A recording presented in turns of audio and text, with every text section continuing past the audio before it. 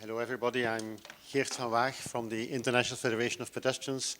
I'm very pleased to be here and talk to you, and I would express my gratitude to the people from the Ministry and from COTI for welcoming me here. And I had the opportunity to walk around in your city, at least in Seoul. I have not had the possibility yet to walk around much in Busan, so some of my presentation will more be about Seoul than about Busan. The International Federation, what are we? Well, we are basically a federation of pedestrian organizations, and we believe that our vision is that the world should be inviting, safe and comfortable to walk. Actually, we have a member also in Korea, the Urban Action Network, DOSI. They do quite nice work in Seoul. They are one of our members. You all know the statistics, I heard 43% of pedestrian fatalities in Korea. The numbers have gone down a little bit in total amount, but the percentage of pedestrians have gone up a little bit. That really corresponds to one of these planes every month. A Boeing 737 MAX falls down full of pedestrians only every month in Korea. I mean, we had worldwide, we had 2 of those planes going down, and we stopped all the planes. And every month one of those planes goes down here in Korea, and we don't do anything. And that's not only in Korea, that's in all the countries, by the way. So but we have to realize how big the problem is. And especially, and more special for Korea, is there that more than half of the pedestrian fatalities are people over 65 years old.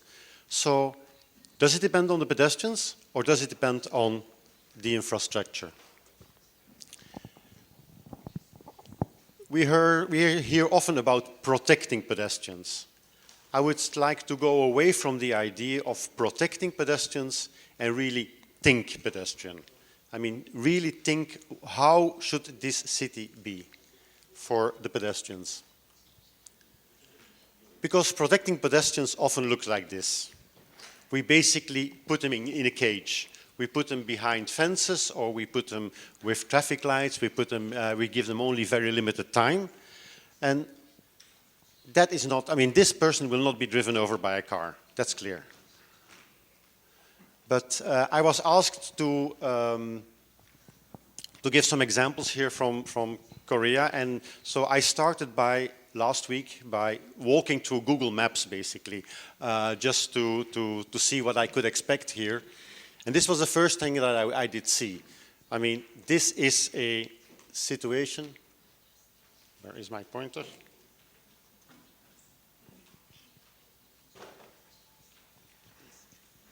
Oh, is this one? Oh, sorry. Okay, thank you.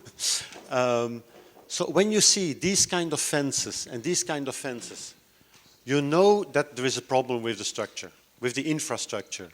And especially if you then have a big sign there said no jaywalking, then you know that there is a problem. So I knew that I was going to expect some problems here.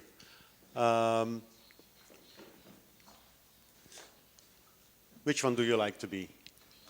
Do you want to cage all the pedestrians? And so I went to the place now on Wednesday when I was in Seoul, I went to the place. I was there 30 seconds and I did see this woman. And I was saying, you know exactly what that woman is going to do. She goes there, and she walks over. And that is not, I mean, I knew it in advance that was going to happen. And I mean, I was there 20 minutes and I can show you pictures of more than 20 people walking that way. Are those all stupid pedestrians? Or is there something wrong with the infrastructure? So if we build a safe system, those kind of things cannot happen, should not be able to happen. And then basically the whole idea about fences protecting pedestrians actually is wrong. In the UK, in London, they had a lot of fences, and they have now started to take them away. And this is a study that recently was published, where basically at 70 sites where they took away the fences, they look at what happened with the pedestrian fatalities, and they did see an enormous decrease, 56%. So more than 1 in 2 accidents or crashes with fatality or severe injury were taken away without doing any other major changes to the crossings. So fences give you an idea that you protect the pedestrian, and in reality you make it worse. That's a mistake which is made in many places, but we should get away from that. The green light, how much does that protect the pedestrian? So, okay, I was also in Google Maps, I did see all those people nicely waiting at the crossing for the red man here, they're waiting for the green man. And you have to be very cautious about what protection a green man gives to the pedestrian compared to the cars. I'll skip those slides here a bit because of the time, but basically, as a car, you are protected by the green light. As a pedestrian, you're not really protected by the green light, which you basically can summarize in asking, are these stupid bad guys? Is this a clever guy? A good guy? Well, 1 second earlier, this happened. So basically, the car was basically just driving in front of him. So while you are protected by the green light, you are basically still, cars can cross your path. And that is probably a very high percentage of the casualties you have in Korea today. We see it in many cities. In New York City, 57% of the pedestrian fatalities and severe injuries happen on crosswalks while the pedestrian is crossing with the green man. Similar data in Lisbon, 61%. Similar data in Brussels, 65%. So don't believe too much that the green man protects everything. You need to get other systems in order to make a system safe for your pedestrians. So, what works? As I think I've shown quite clearly that fencing is proven to be dangerous. Traffic lights, they have some function, so I don't say take all the traffic lights away, but I mean realize the limits of the traffic lights. Bridges and tunnels I didn't discuss here, but we should avoid most of them.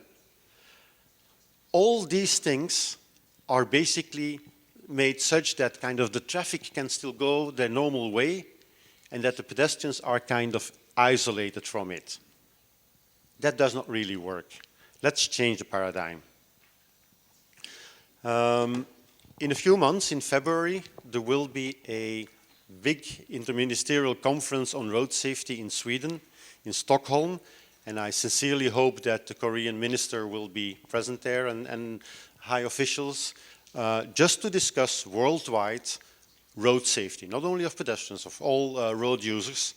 But in the preparation of that, I want to share you at least the work done by the International Academic Expert Group that kind of looked in how can we improve on road safety. And these data were presented last week in Geneva by Meleki Kayesi on what are the recommendations of this expert group. And since they were for all road users, I still want to point out these are the 9 recommendations they had, and you have them in your book also. But what is important for pedestrians?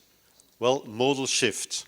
So take care that people don't all move to the cars, or like in our countries where we have already too many cars, that we go back in cars, that more people that normally take the car, that they go more into cycling, walking, and using of public space.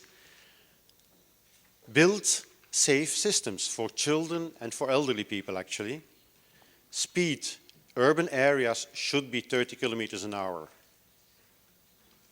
And also very important, it's not enough just to put a sign there, 30 kilometers or whatever.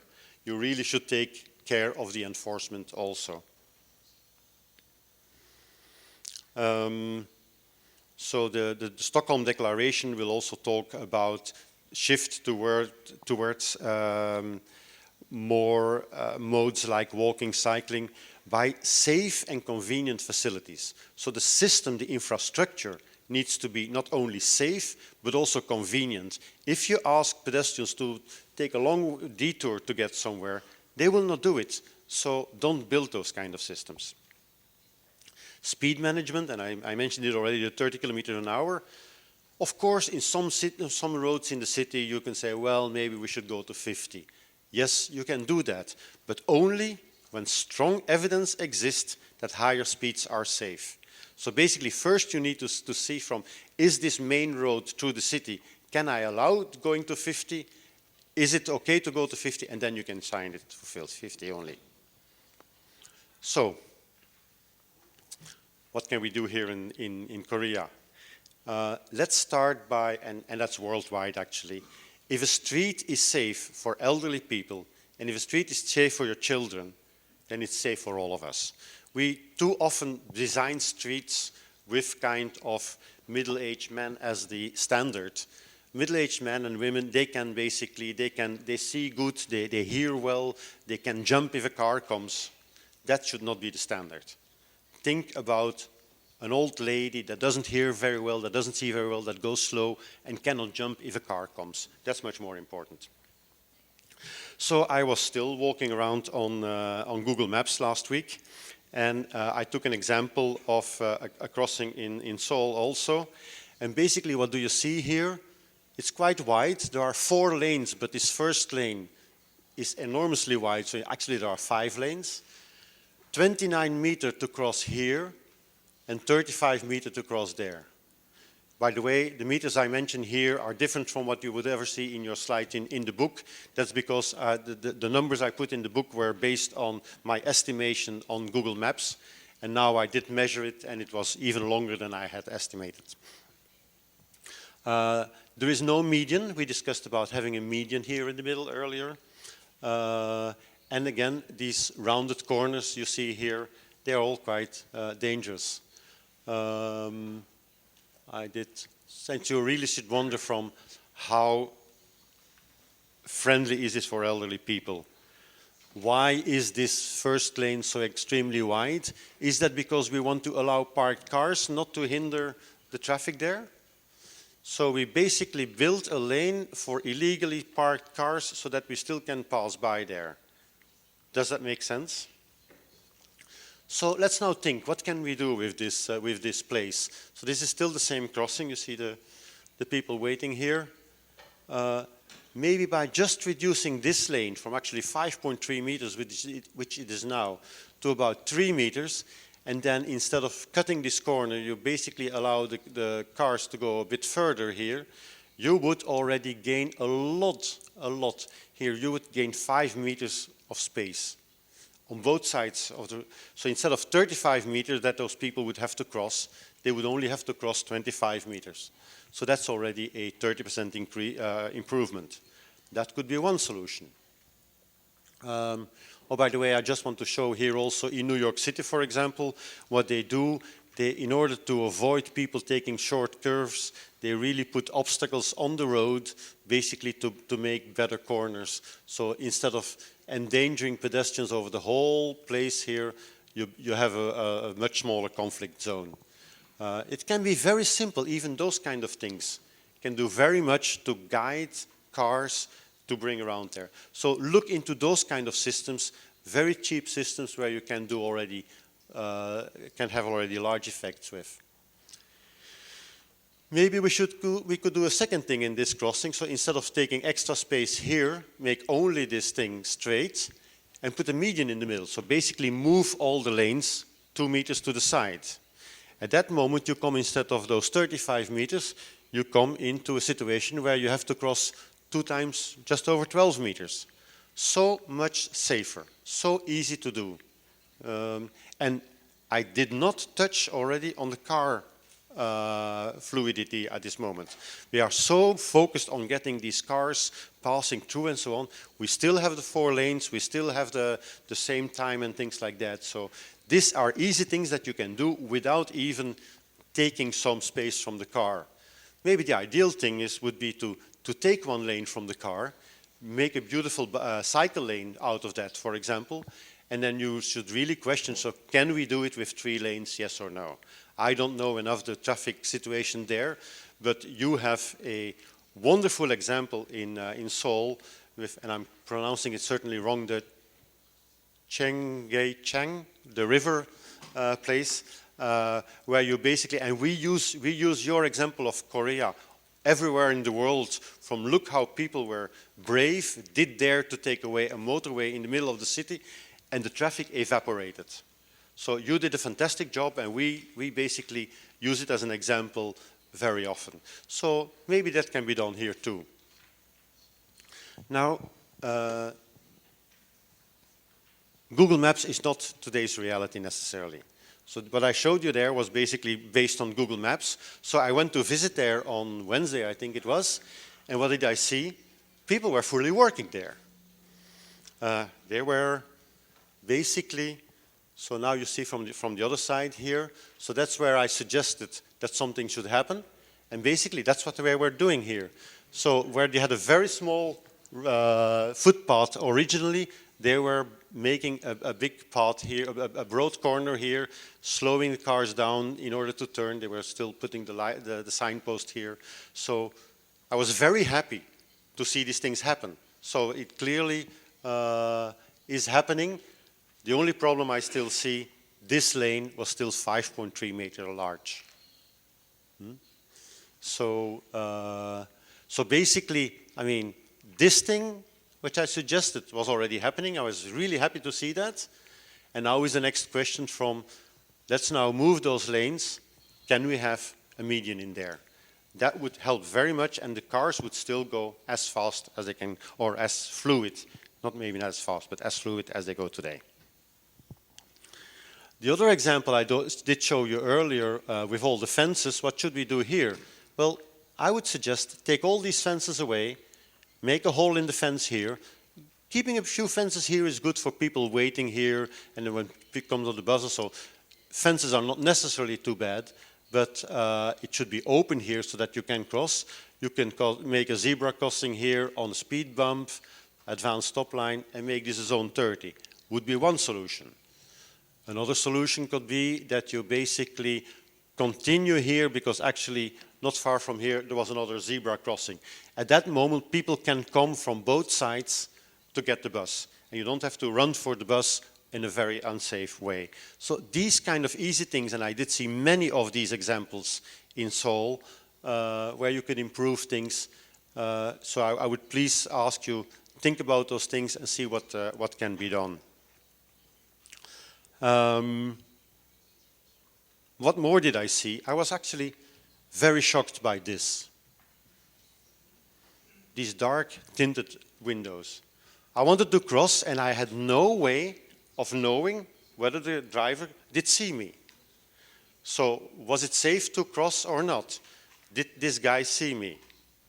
In a study, in a recent French study, we were seeing that if there is eye contact between the pedestrian and the driver, that 50% more drivers stopped at crossing. The percentage went up from 45 to 68%. And there's a Chinese follow-up study on that also, which basically showed that if a pedestrian is at the side and looks into the eyes of the driver, that the driver's speed goes down. So that helps really. But with these kind of black windows, you cannot do it. Did that guy see me? Well, no, the guy did not see me. The guy was watching on his mobile phone. But I could even not see that he was watching his mobile phone. So fortunately, his side window was open, so I could see that. So, but these kind of things are extremely dangerous. So you can say from, okay, if you see the pedestrian, stop. But if you do this, you don't see the pedestrian. So really, I would kind of, I see there are many people from the police here in the room, so please kind of, I understand there are laws in Korea that they should not be that dark, the windows, so please enforce this, this law, because this is really a big danger. This is what I love to see. An urban walkway, you even have a beautiful sign for it, 3 old men walking there. Beautiful situation. By the way, I've forgotten to mention already that I gave you now a few poor examples of things in Seoul. I've seen also many wonderful things in Seoul. You have relatively broad walkways, especially on the bigger boulevards, often with trees and shade. The car drivers are, I think, relatively calm. I mean, they are not aggressive, they're not horning the whole time and so on. So, I mean, you see many people out. So, I mean, it's a reasonably walkable city, so don't misunderstand me on that. But anyhow, it's not always as beautiful as it looks like, because 1 minute later you see this. You see those motorcycles on the sidewalk. You have a beautiful wide sidewalk, so then the motorcycles say, we can take it. I mean, we have the same problems in other countries, by the way. I mean, again, it's not only in Seoul here. In Brussels, people park on the sidewalk much too much and things like that. But still, I mean, these moving vehicles on the sidewalk, here is another one that then kind of mingled himself further through the street. These are very dangerous. Also in those narrow streets, you have those motorcycles that also go much too fast there.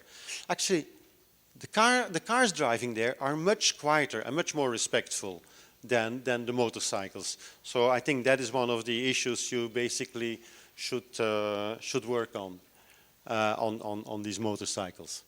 So let me maybe go to the conclusion. I think very much is possible to improve for pedestrians in Korea. The major thing we have to do is change the paradigm from basically, and again, that's not only Korea, I mean, I see it worldwide. Basically, we first give everything to the car, and then we say, oh, this leftover space, do we take it for the pedestrians? Do we also give a little bit to the cyclists? Maybe we give it for the terraces, for the pubs and things like that.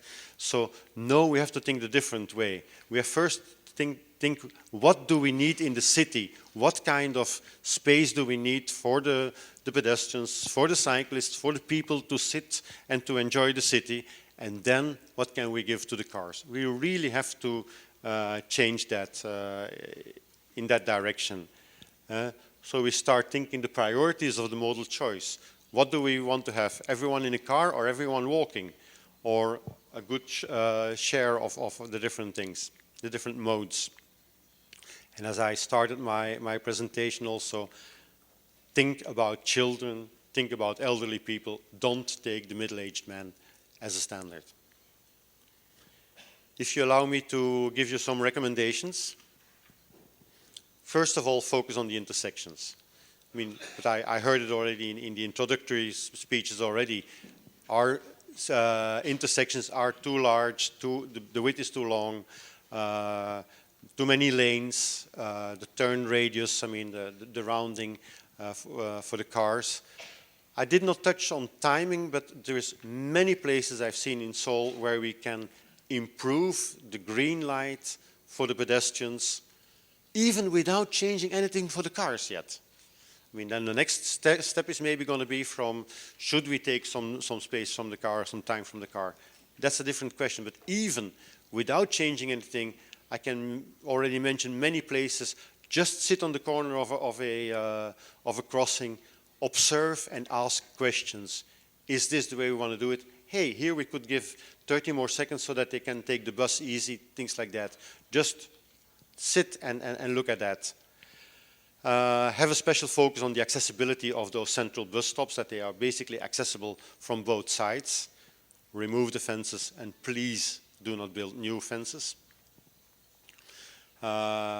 Enforce the visibility of the driver pedestrians, so those black windows really, to me, are a very big threat. Tackle the motorcycle violence. Tackle the speed of the cars. And basically think as a pedestrian. Walk through the city, think as a pedestrian, and then see from this new design we're going to make, does this work? What would be the problems? And maybe you can consult with pedestrian organizations on that. I basically want to finish with two important dates. I mentioned already the Stockholm global interministerial conference on road safety in February 2020. I really hope that that high-level people from the government here or the minister will be present there, because it's going to be very important. And again, this is for all road modes and not only for pedestrians. And then in September, you will have the Walk 21, which is a yearly conference on walking, which every year is somewhere else in the world. And so next year it will be in Seoul. And I mean, really, that will be a great opportunity for you guys to do a lot of things. And really, I would like to finish with saying if you can make beautiful things like this, you can make a lot of things. Thank you very much.